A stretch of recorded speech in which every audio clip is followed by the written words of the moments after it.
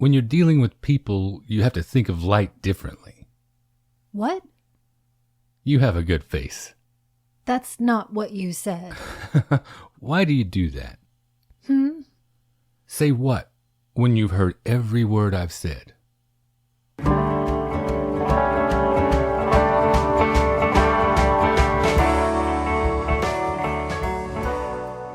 Welcome to the Magic Lantern Podcast, an ongoing informal discussion of the films we love and the things we love about them. I am Erica Long. And I am Cole Rolane. Each episode of the Magic Lantern will be devoted to one film that we alternately select, and we will discuss why it is significant to us.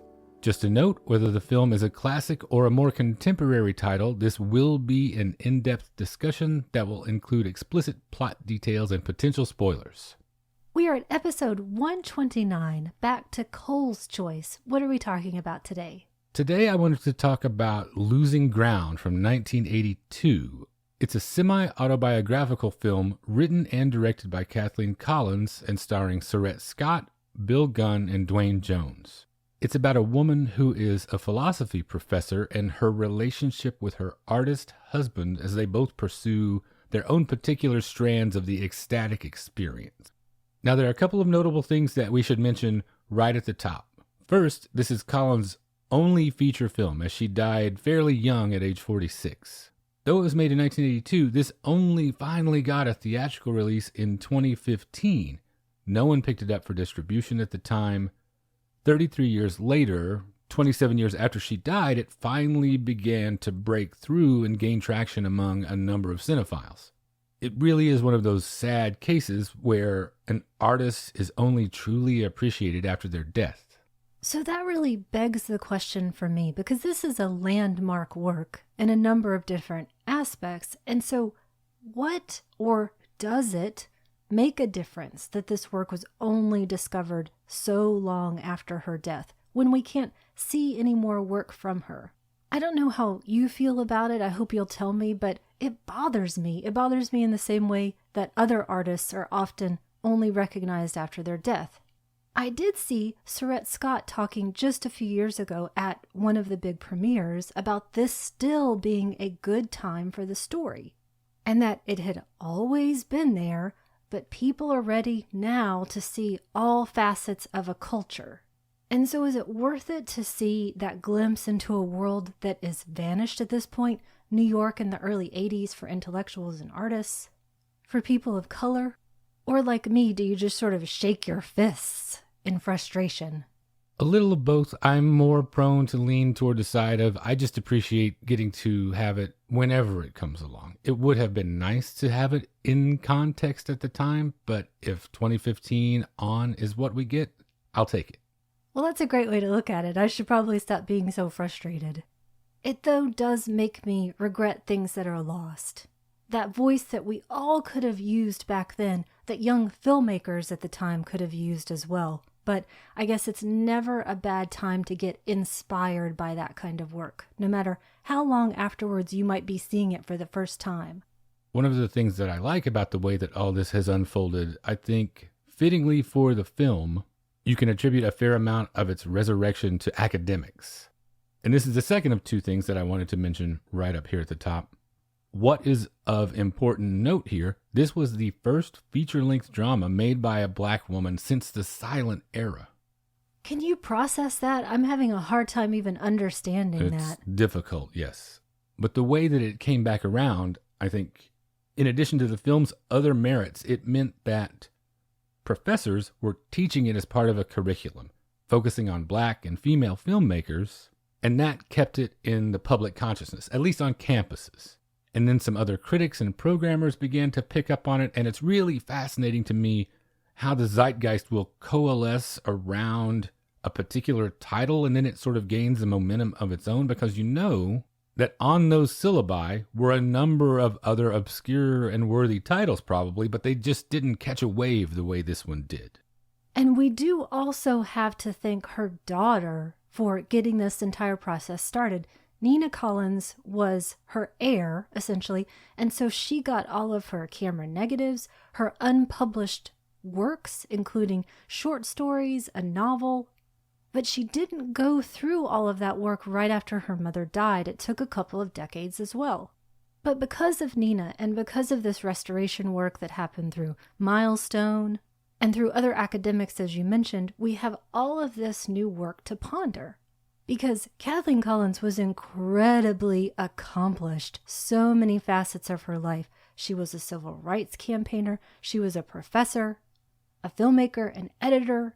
She was an inspiration for people at the time like Julie Dash, for example, who was a production assistant, working within the same community as Kathleen Collins.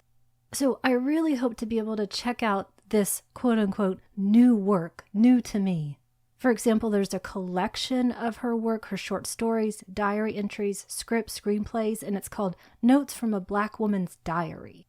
Well, getting to the film, when we press play on this, immediately it's a time capsule in such a great way. It feels very much like a part of the indie scene of its day. But this title sequence, it also feels like the 80s, specifically like it's an approximation of certain mainstream 80s films or television. The color scheme and the music and all of that, I don't feel like it would be out of place next to something like Baby Boom or something similar. So, seeing that in this context, the biggest thing that this opening does for me is it makes me remember what wasn't there then. It makes me realize how few black voices you heard when you have this familiar 80s framework I see in the opening credits.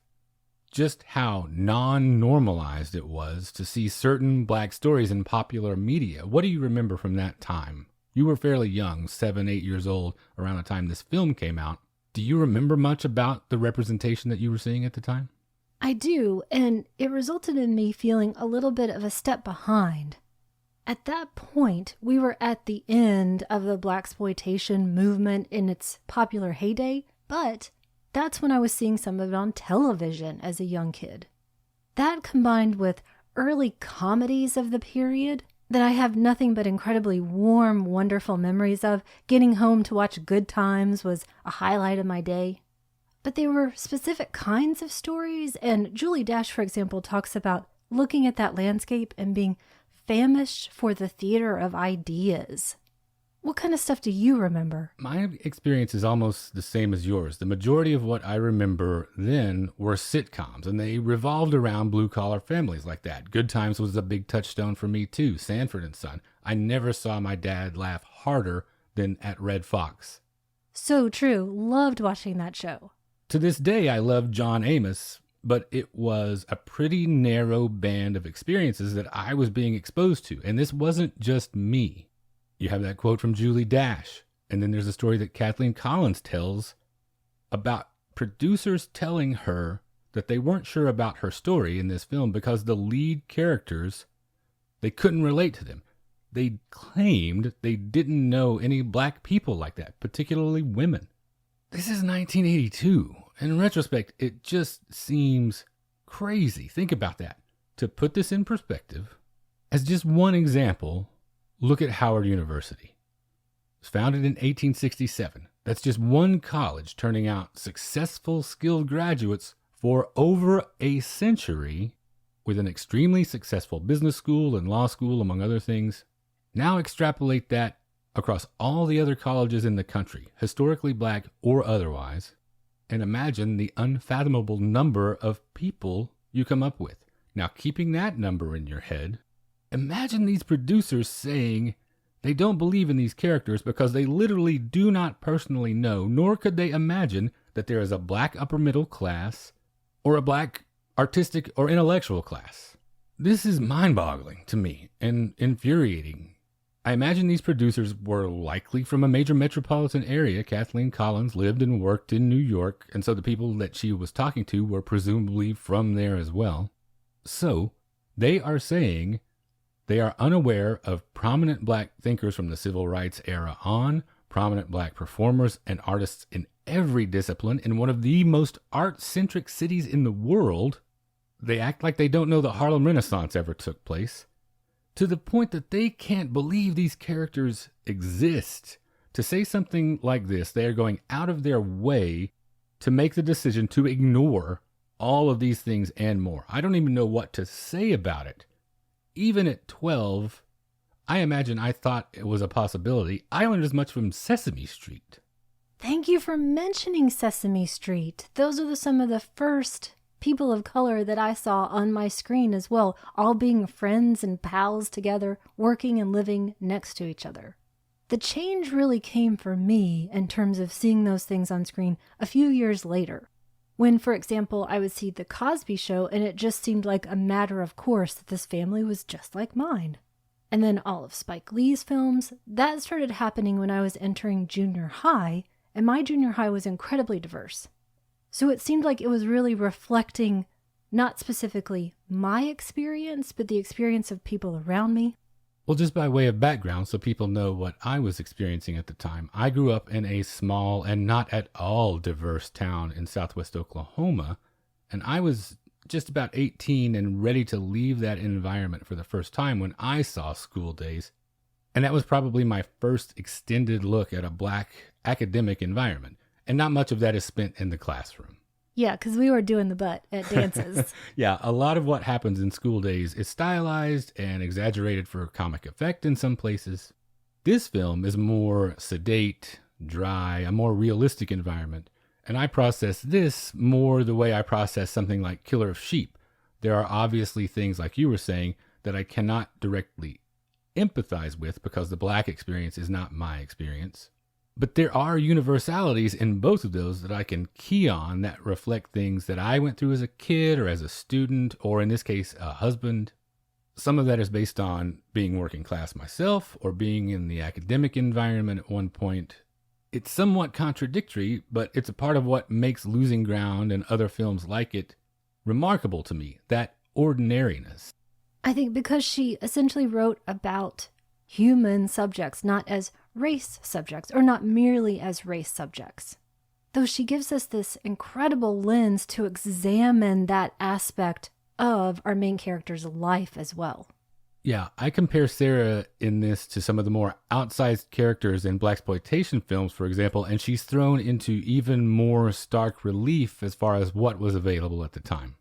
It's a thing that I relate to across the whole spectrum of films that I watch and enjoyed, that genuineness. A story and its characters don't have to be exaggerated to be effective or to be memorable, and Collins herself pointedly resisted being mythologized. She wanted to explore and present her experience specifically as normal, and I really appreciate her insistence on that. Without artists like her, my worldview might still have been as limited as those producers that I referred to.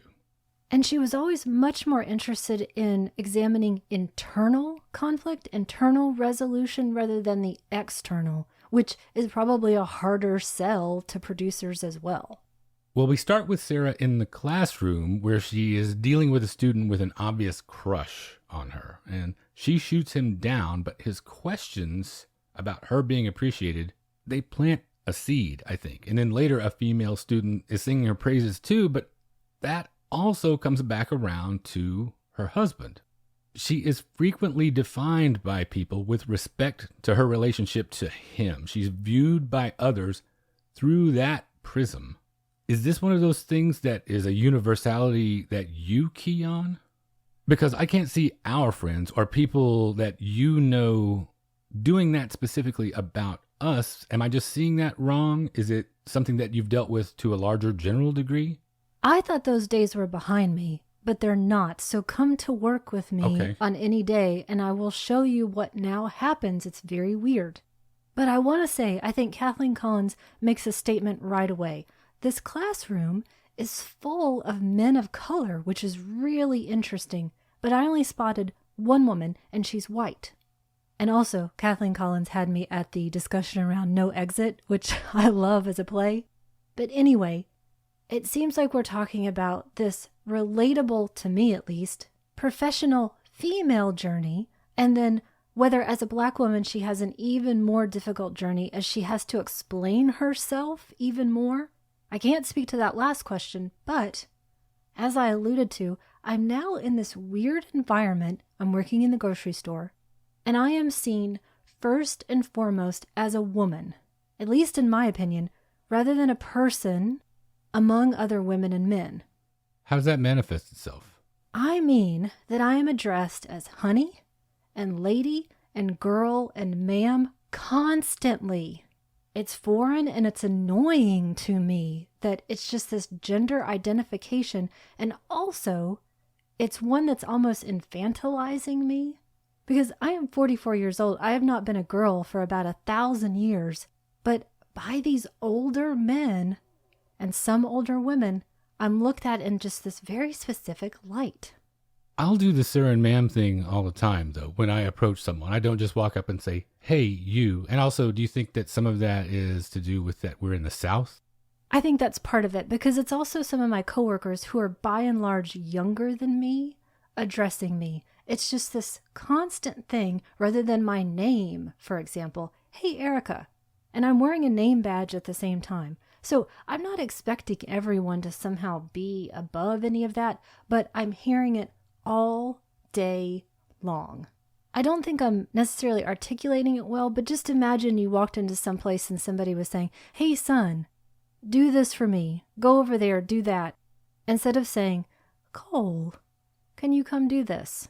I don't know. I think I'm digging myself a little bit of a hole here, but I used to work in other professional environments and I was never referred to that way.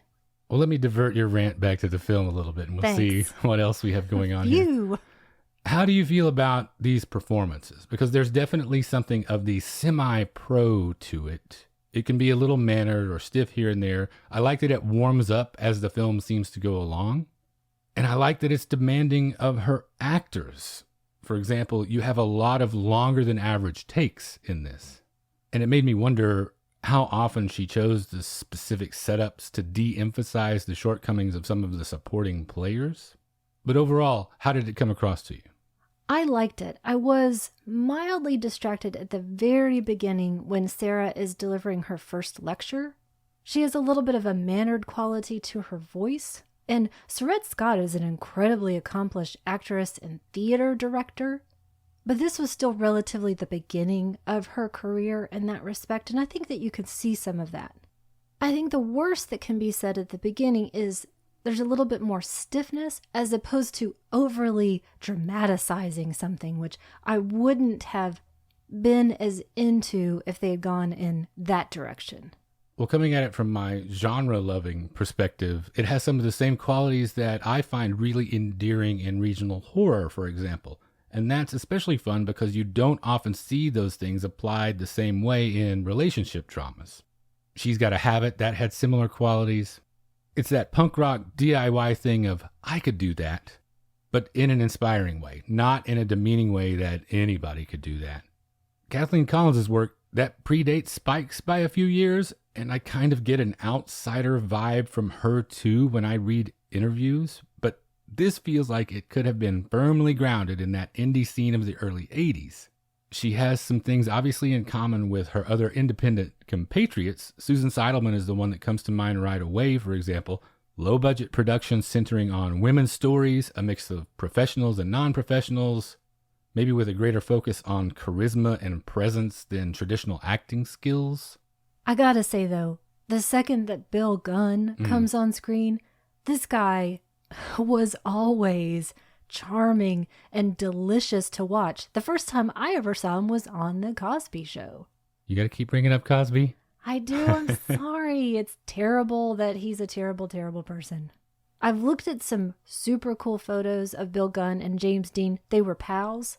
And this guy was just forever magnetic. Yeah, and I think he probably had the greater sum total experience of everyone on the production as well. And it really shows through in this natural delivery that he has. He has an enormous amount of easy charm and charisma.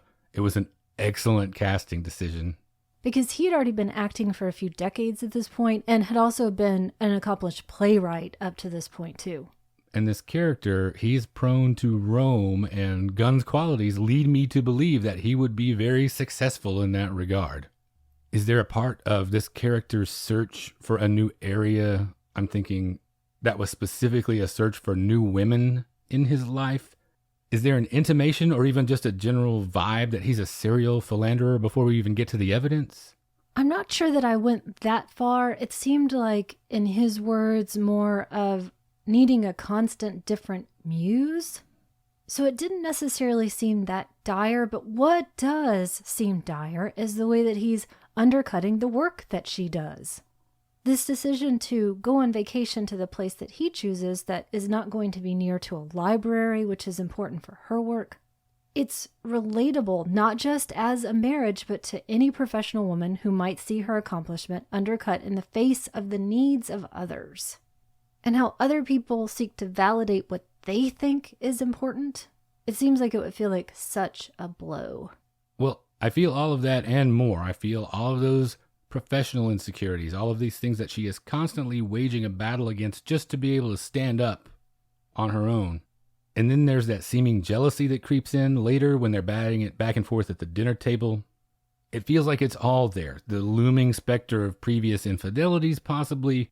The fact that he's only concerned with his satisfactions, with the artistic possibilities of things, and not paying significant attention to her concerns. There's a whole lot of stop what you're doing and look at my thing on his part. Because even if we take out the question of infidelity or not, actually, let me go back. If we leave it in, then all that she has is her work. And so he's trying to take that away too. And his work is everywhere. Since he's an artist, his work occupies their entire house when we're introduced to them. I first thought when she walked in that they were in a gallery. So how much space is there for her to even just be? Looking at the art, it makes me wonder, how do you perceive him as an artist and these conversations that he has throughout? Because he continually dissects his process, or at least is talking about it. Do you feel like he's really on this quest for purity, or is this just him pontificating and spinning his wheels? He's not doing anything differently. He's just talking a lot about it. He may be on autopilot, bouncing back and forth between these immense but familiar pieces that he creates and then sketching women that he will likely attempt to seduce at one point. So we have this larger discussion about the topic of her paper, her study on the ecstatic experience. And for him, it seems like he's exploring his own process of that. And he's expressing it outwardly and verbally as she does. But it seems like she's heard all of this before, which makes me think about where they are in their marriage, about 10 years in. And I also think about her age, and they have an age difference. So it seems like she was a very young person when they got together, because she's still quite young, not yet 30, I think, at this point. So it may not be previous infidelities that she is as worried about, but possibly she was one of these muses at one point and then fell into this relationship with him and sees how easily that could happen. It seems like an important part in whatever cycle that they might be in. Are they cycling away from each other at this point?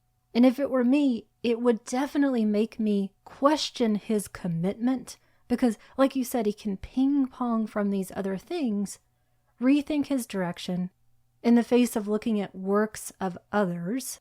But what is he really doing about it? And how long will that period last?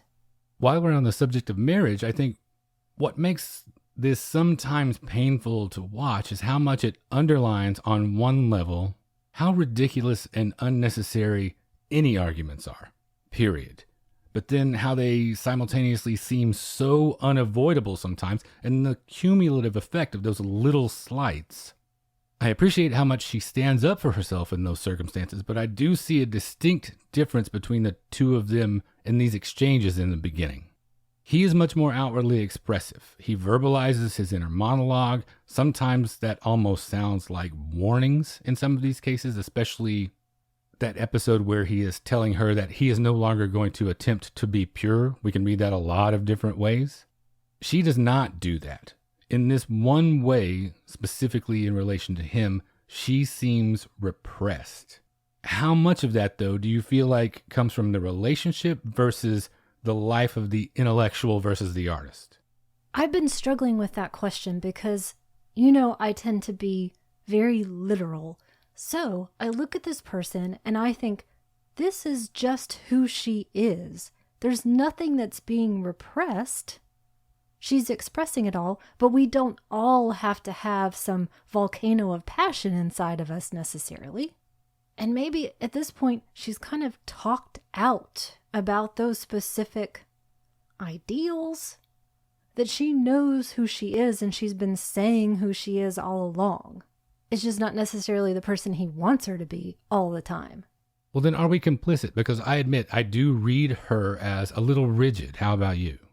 Or am I just thinking of it the wrong way? Is it more a matter of there's just lines that she won't ever specifically cross? Yeah, I'm not sure either. I'm thinking about some things that happen later. For example, when they've gone to the vacation place and he has brought along his latest muse. And initially she's incredibly cold to this woman, Celia. And if you were just meeting this person off the street, that wouldn't be your reaction. But there's got to be this other history. And what about the idea that she does somewhat relax into herself? The transformation, the fact that there's a change, does seem to imply that there must have been a rigidity to begin with if it loosens up somewhat. I guess so. It's hard for me to think of flexibility and rigidity going together because she does participate in that student film. But it doesn't seem like such a shocking, incredible thing that we're watching. It seems like, okay, I get it. I get why she would do this. I think about her in the face of her relationship with her mother as well. For both her mother and her husband, it seems like she's in service to both of them if they had their way. Not in terms of doing things for them, but being a person that they think that they need, or being an amorphous quality that they think that they need at the time. So ultimately, I don't think that she's a drip. I think that this is who she is, and I don't think that that's a bad thing. And I guess I think of rigid as being more of a negative. So I'm hesitant to push her that way. Well, we know that she recognizes it in other places. From her studies, we know that she thinks the religious boundaries around ecstasy are too narrow, for example. And we see she has happy moments. Her happy moments take place in the library, and then her necessary moments, which is a distinct line I want to draw, take place later in collaborative art. She does know that she has those cold analytical qualities, though, so why take offense when Victor specifically brings it up? I guess that's what I'm thinking again about. If you are who you are, you don't think of that as a bad thing until somebody says, "Why are you so cold?" Well, I don't feel things in the same way that you do, or I'm not responding to you in the way that you want me. So it's just a thing that exists in one box and then is suddenly bad in another light. And it makes me think too about the number of times she's probably had to compartmentalize herself just to make her way in the world. I really do love the way that they interact on that level, though. The scene that we did for our opening, why do you say that? Say what when you've heard every word I've said? Anyone can write an argument with people yelling at each other, but this feels extremely real, and it's an incisive piece of writing on Colin's part. This way that you can dissect someone's rhetorical style only once you've known them for a very long time. And there are some of us, I'm pointing the big thumb at myself, who sometimes think we're answering the question that we have heard, but we haven't. We think we heard it a certain way, and we didn't. More a case of answering the question you want to have had asked rather than the one that was asked? Yeah, or the one we think should be asked. The words we really want to get out. Well, in the meantime, Victor has found and recruited his model, and it seems like that Sarah's suspicions might have some merit. Because, really, has there ever been an artist that has approached a potential subject like this with entirely pure motives? But what does Sarah really have to be insecure or jealous about? These types of characters, or people in real life, that are liberated in every sense but sexual, confound me sometimes. The intellectually liberal, but otherwise uptight or conservative, they're unable to reconcile what they think with how they actually live. It's different on paper than in practice. Those characteristics frustrate me.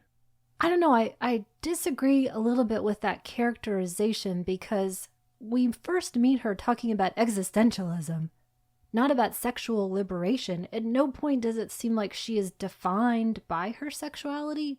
And does she have to be?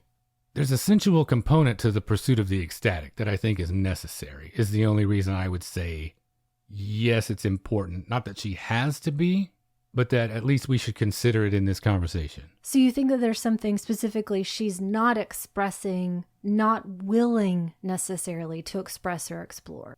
Not that she's not willing, but maybe that she just doesn't know how to yet, or maybe that she's just even unaware of exists right now. But we'll get to that a little bit more later. I have a few questions for you specifically about that. In the meantime, her doorway to all of this, she agrees to this acting job in this student short film that she's been offered. Which I love, by the way, and I would love to see it in its entirety. It's specifically the director who's so much fun and so enthusiastic. And when he says, "My uncle is doing me a favor," it definitely seems like, yeah, this kid is somebody's nephew. Now, when she accepts this role, do you think that she does this a little bit out of revenge, or is it just to break out of herself, or is it a little bit of both? To me, I saw it as a different type of validation. Not in the shadow of my husband, but for me as a woman, and as a desirable one, an interesting one. And it gives her the opportunity to dance in the way that we first meet Celia, the artist model, doing. I was thinking about the different ways that we could look at this, and I think the impact might have been less, for instance, if we reversed their vocations. And I think you were just alluding to this a little bit. There is a lot built into her moving into the artistic realm. When she does that, do you feel like there is resentment about that on his part? Because with his arrogance and his pomposity, there has to be a part of him thinking, look at this dilettante. She thinks she can just be an artist. She's bound to fail. He clearly discounts her abilities. Then when she achieves some success or even satisfaction, he seeks to undermine that. I think he's gotten pretty complacent by deciding that she doesn't surprise him. And it annoys him when she has, by just being herself or doing something a little bit different. So that he doesn't get to run that same tape in his head of, I know everything about her and she's so boring. So it's more that than, say, the need for control or jealousy or just protecting what he sees as his turf? Because what you're saying is contradictory to what he's been ruminating on all this time. The notion of purity, that's what she's achieving. Exactly what he praises in his mentor. It's something raw, it's unadorned, something not so burdened by conscious process or pretense. No, I'm with you. I do think you're right. And I do think there's still that element of he's annoyed because they can't repeat the same patterns again. Because yes, he's definitely giving that vibe of jealousy, and he's clearly got to insert himself back into this world. And specifically as a man, not as an artist. So it seems like he's expressing that side of himself that he knows well, that aggression. And then on her end of things, there's a duality that makes for a tension that I really like. On one hand, creative sensual expression seems like, I was saying, a necessary opposite to the dry, not completely fulfilling academic life. But on the other hand, how much must she always be thinking that art is her husband's domain, and anything that she achieves in that realm will be forever in the shadow of his creative achievements? Is there some part of her that will always be measuring herself against that? Because everyone deserves the ecstatic, right? They do, and I think we watch her achieve it when she's writing. But I want to go back again to him for just a second. I don't see that he views her in the same way that she might have viewed him. I don't think, truly, that he thinks that she's going to have an affair, which might be what we or she immediately assumes when she sees Victor. Instead, that insertion of himself as a man is, look at what I can do, look at what I have done, as opposed to preventing her from doing something. It just constantly seems to be this self-centered approach to everything, rather than worrying about something that she may or may not do. Protecting his own feelings and his own experience and his own accomplishments. Well, when you contrast the two like that, it makes me wonder how I'm defining the ecstatic experience, because the ecstatic moment is not always necessarily that easy to discern. In his case, like you say, it's probably much easier to see because he is advertising it. But sometimes it's quiet, it's small, sometimes it arrives after the fact. She's only been chasing it in an academic sense until now. But with this film project, she is searching beyond the bounds of her thesis finally. This is not study. Is she aware of that herself yet at this point in the film? When do you finally feel like she realizes that's what's happening? I do think we see it at the very end when she's fully embodied that character that she's playing and we see the tears. I think it's come then. we don't have that external resolution. It's the internal one, but expressed in a completely different way than we've seen from her at all. Well, predictably, he does not encourage her artistic expression. And she is undaunted, though. I think she's as much under the influence of her mother in chasing that. Based on her mother's experience, it's not uncommon to use performance as an excuse, it feels like, to transgress in some way. And I'm conflicted here how I feel about this, using this path to achieve the ecstasy that Sarah is seeking. Is there no way to achieve it honestly without a crutch or an excuse?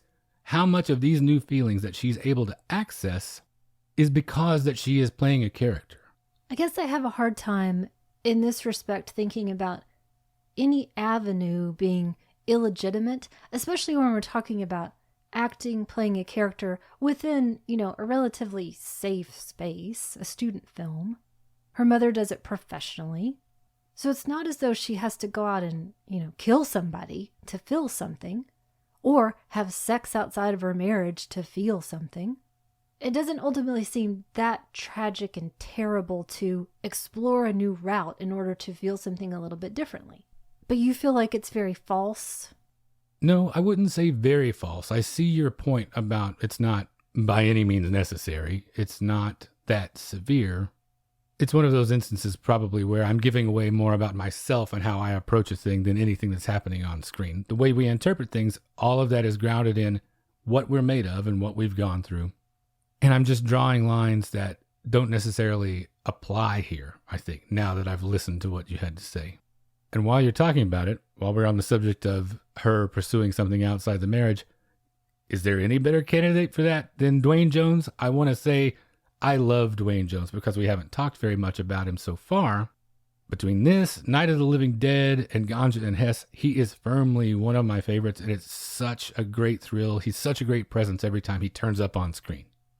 Again, one of those sad things, we lost him way too young, too. It's just that Surratt Scott is still with us, thankfully, but we don't have Kathleen Collins, Bill Gunn, or Duane Jones. I think what is the biggest contrast here is that he, right away, the first time we see him, is talking with her about her specific journey in this thing that she's so interested in exploring. And he's wanting to talk with her about it on her terms. Because we get the impression that it's unexpected. It's not something that happens to her very often anymore at this point in her life. Her reaction to that is the flip side of Victor's reaction to being knocked out of his rut. This unexpected happening, it's very alluring. It's very enticing. Rather than upsetting her apple cart, it is putting her on the path that she needs and wants to be on. But while we're talking about the flip side of things here, Victor, he does seduce his model. Do you feel like, much like her taking the job initially, there is a revenge component in this? Is he getting back at her for daring to do something for herself? And you do think that they had sex? You're 100% on that. I don't know that the film intimates that they actually went that far, but it very clearly shows that there is an emotional affair happening here that's just as big an infidelity as anything. Yeah, because I'm not totally sure, and part of that is Celia, who is giving off a different vibe than Victor does. Hers seems like young and fun-loving without specific malice or forethought or her own need to prove anything. So it seems like she's just sort of having a good time. But at whose expense? I think she's so young that she doesn't think about that necessarily, or she maybe hasn't done anything that she feels terribly about. I think his pursuit is the same thing. I think maybe revenge is an afterthought, but I think he was going to do this no matter what. Now, this is kind of dark and deep where we're getting into here, but we should also say there is a fair amount of equally well-observed humor in this whole thing, too. When Sarah and Duke are filming a particular scene and they stop walking, both obscured behind trees, and the director within the film, he yells at them and keeps yelling until they finish that scene with a kiss. It's very funny while simultaneously setting up a severe complication. It's a very nephew thing to do, sort of apologizing. I didn't tell you in advance, but now you're going to have to kiss for real on screen. And at this point in the film, Sarah has no knowledge yet of what Victor has done. So her transgression here feels equal if we're being honest about it. By that, I mean that is based on the information she is acting upon. It's not exactly a case of what's good for the goose is good for the gander, but I anticipate the audience won't see it that way. It's a little manipulative because the audience will judge it differently due to the chronology that they are aware of. What do you think is going through her head in that moment? And if, like we were talking about a moment ago, if you view that as, oh, she's using this acting job as an excuse to kiss this guy that she wants to kiss. I saw it first as she's being directed to do this and it's not a huge deal, which probably says more about me. And I think you make a great point because there are a lot of things that I'm willing to assume, and forgetting that they're living in different cities at this point while she's doing this film and he's back doing his work. And she doesn't know that Victor and his model were dancing together seductively. Well, we're about to find out how everybody feels about it because Sarah brings Duke home for the weekend with her, and immediately Victor and Duke are sizing each other up. Victor lashes out in various ways, specifically asking her to dance in counterpoint to how well that was going with his muse, only to then insult her, saying, I always forget you can't dance. But she can. He just doesn't acknowledge or recognize it. He's not the right partner. So we have the answer to the questions that all her students were seemingly asking. No, he doesn't appreciate her in that way. He's completely exposed here, I feel like. And Celia cements that deal because she completely undoes his attempt to control her too. This party is a drag. It's true. And also a testament that each character is interesting and rounded and has something to say. But Sarah is also not always that easy to deal with. We have to be fair. If we're talking about rounded characters, everyone has their flaws too. The scene around the pool where everyone is gathered, where she is talking about how she hates water, maybe throwing a little water herself on the fun that everyone else is having. But in this instance, has she been set up to fail, or has she been all this time predisposed to disappoint, at least in terms of this thing you were saying earlier about Victor and her mother being in their service? Because I said it earlier, spontaneity is a key component to the ecstatic, I think. She's never going to find it truly without that. I suppose it's different for everyone, but isn't ecstasy one of those things that typically only occurs when you are not specifically looking for it? Can it be achieved through rigor or through study? Because maybe that opens you up to the ecstatic, it prepares you for it, but I don't picture it as a moment that you can force to happen. It makes me, specifically me, feel set up for failure too, because what is terrible about not necessarily being spontaneous all the time?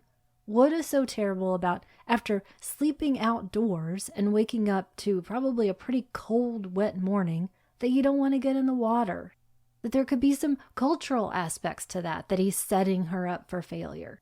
And so if you've pursued this life of study, why not keep down that path? Why suddenly have to be a different person? And why have to have these experiences cut off to you? So again, I'm imbuing that answer with my own experience, that I don't like to be set up for failure. I don't like to think you have to be a certain way to experience a certain thing. Right. And maybe I'm looking at it through my narrow lens. Does she want a different ecstasy than I am willing to allow for? She wants to feel something that might not be it and appropriate the ecstatic label for it. Because who am I to say? And then also I think, how helpful can a different creative outlet be? She's so much in her own head all the time, personally and professionally. You mentioned this earlier. Is it a different satisfaction when she is more physically engaged, for example, in making this film? She moves more, she dances. Does it make for a more balanced, whole, and happy person when you're doing both? Do you relate to that part of it, that mind-body connection and how that balance has to be right? I do relate to that, and I think the important part about that student film is that it's silent, it's wordless. So she doesn't have the opportunity to express what it is that she's thinking verbally. It's all physically. And I'm a person who does like to express myself physically, but I don't always have an outlet for that. To get a little more granular with that physical expression, how much of that do you feel like is specifically sensual physical expression, not just exercise, for example? Well, I would say that in my very specific way that maybe not everybody can relate to, when I dance, I feel like I am being most myself at that point. And that is sensual to me. but I'm not a hoochie coochie dancer, for example. It's just that for me, that makes sense. Let me move things in just a little different direction for a second.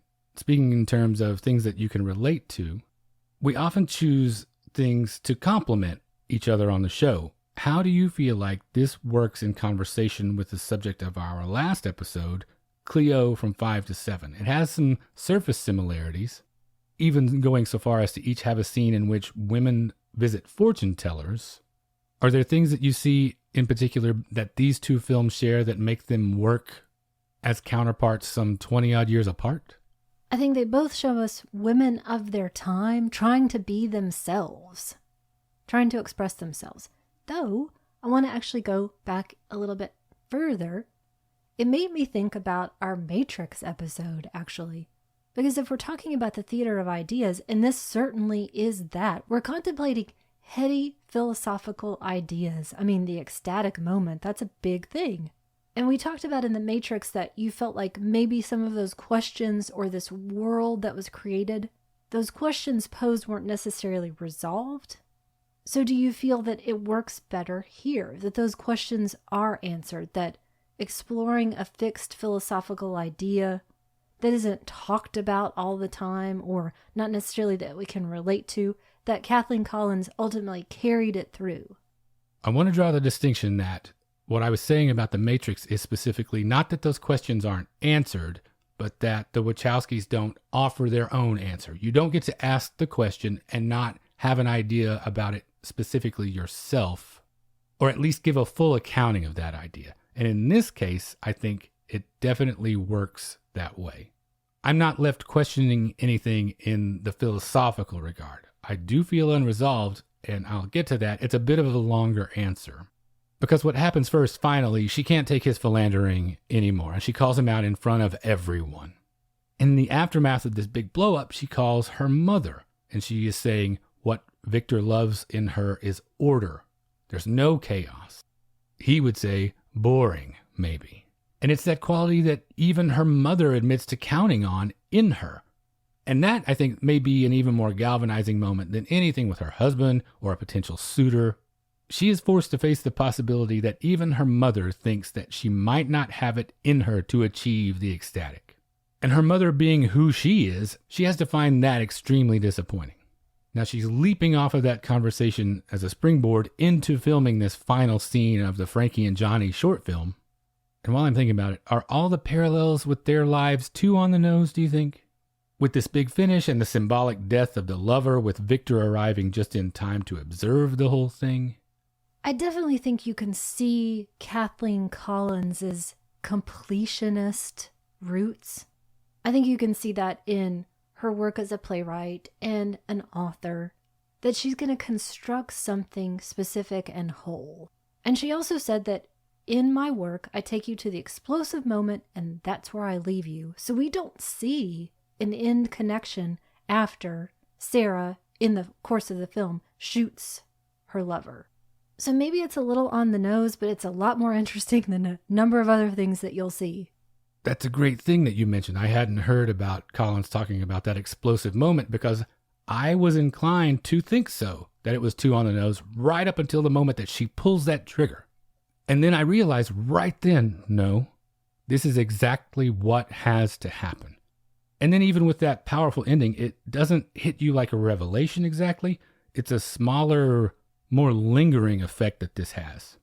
Or is that the case for you? Because it is for me. Because what we are left with, finally getting to my long answer, is so much uncertainty, but not of the philosophical kind in The Matrix like we were saying. It's lingering, definitely for me too, because I do think, again, we're in the middle of a cycle.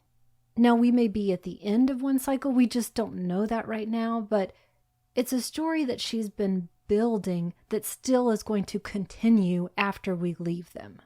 Right, because there's absolutely no resolution in terms of their marital problems.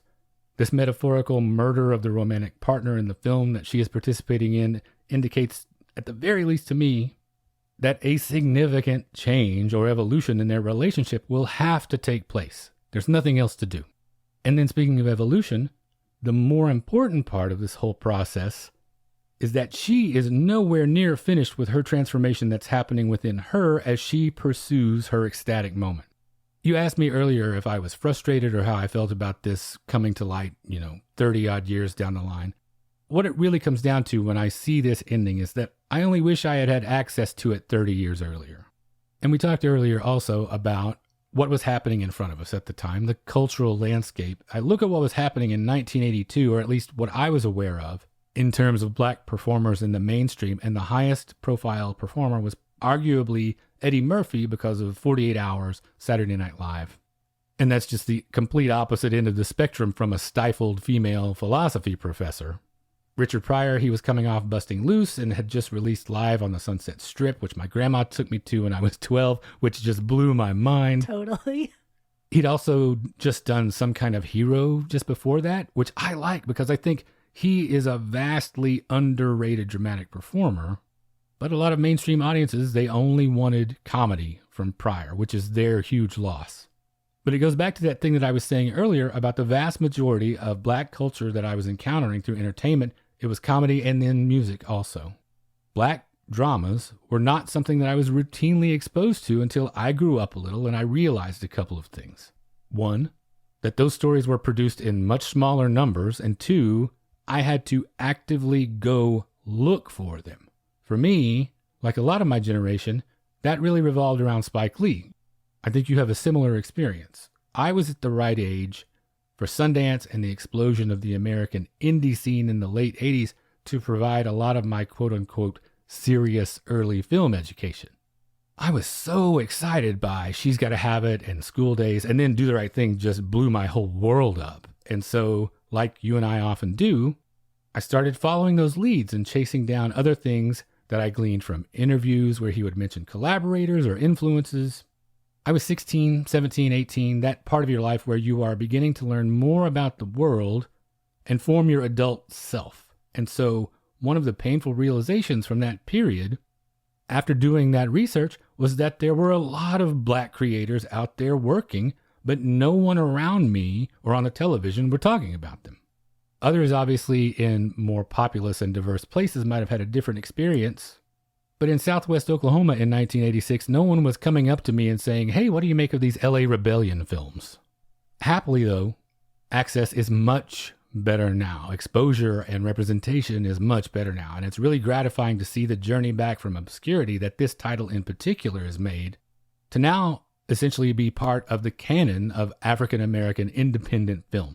So a huge thanks to those professors, to those critics, to those programmers, to her daughter that kept fighting the good fight. Thanks to people like Milestone Films.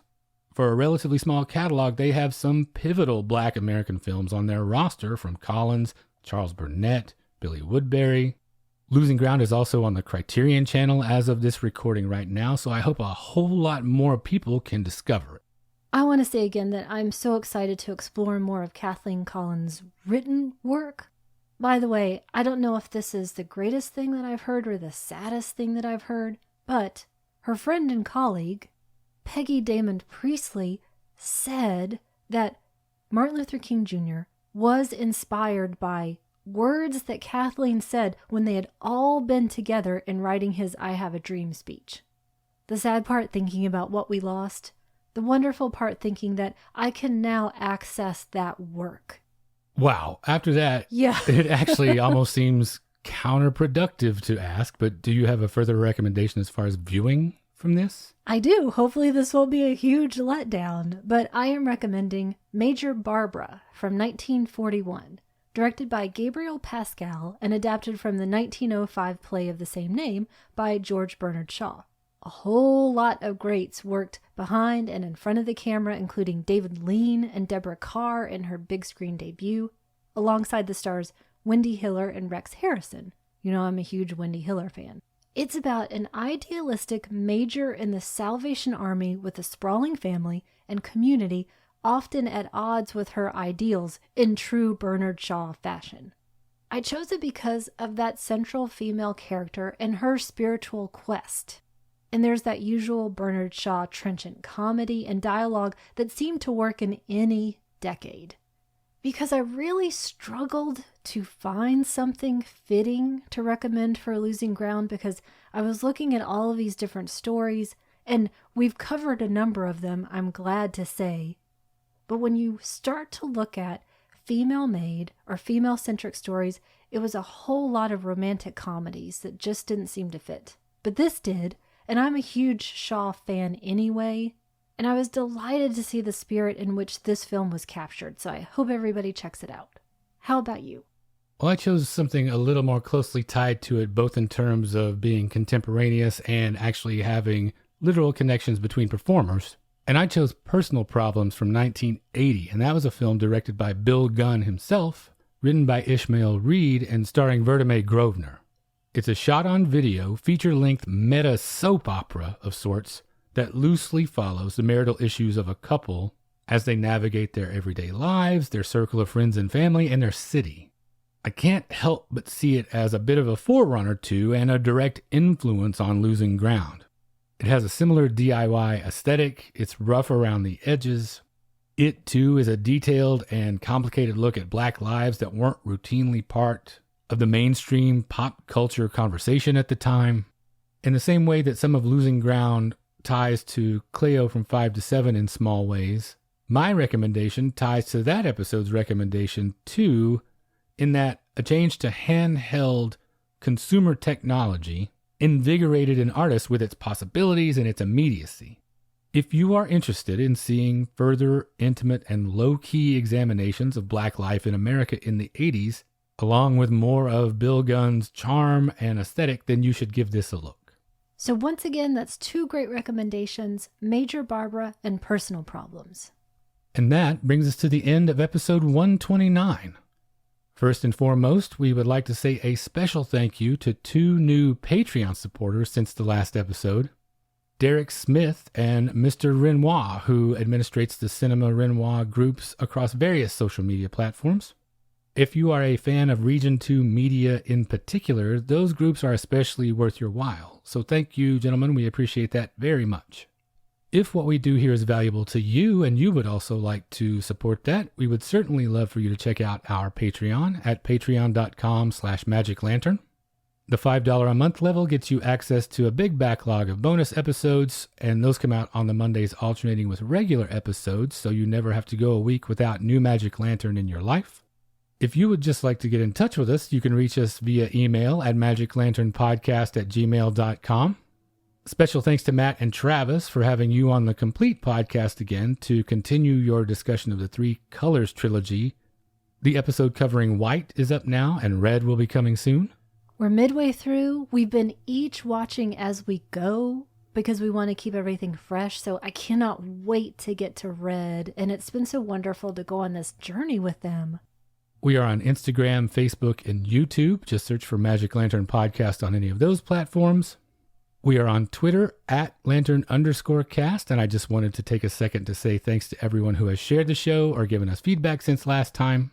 Doug McCambridge over at Good Times, Great Movies.